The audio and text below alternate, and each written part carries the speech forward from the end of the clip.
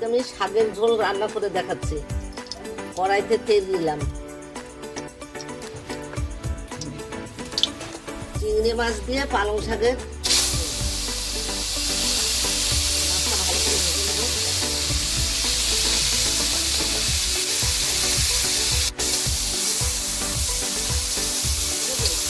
আমি জল দিয়ে দিলাম।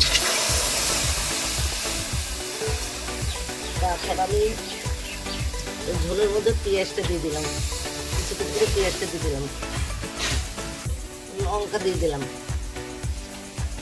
এবার হলুদ দিয়ে দিলাম। তখন আমি শাকটা দিয়ে দেবো, স্বাদ অনুযায়ী লবণ দিয়ে দিলাম। এবার আমি শাকটা ঝোলের উপরে দিয়ে দিলাম, ঢাকা দিয়ে দিলাম।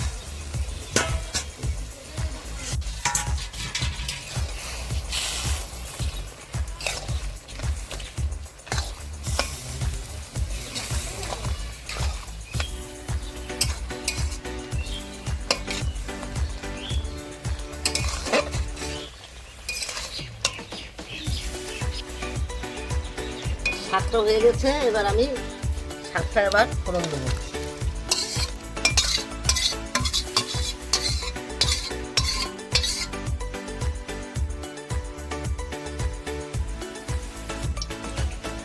তেল গরম হয়ে গেছে, এবার আমি কালো জিরে তেলে দিয়ে দিলাম।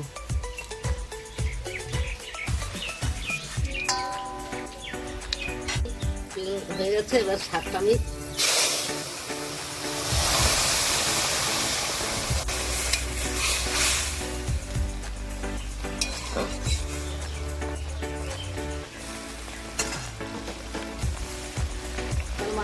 এবার হয়ে গেছে শাকের ঝোল।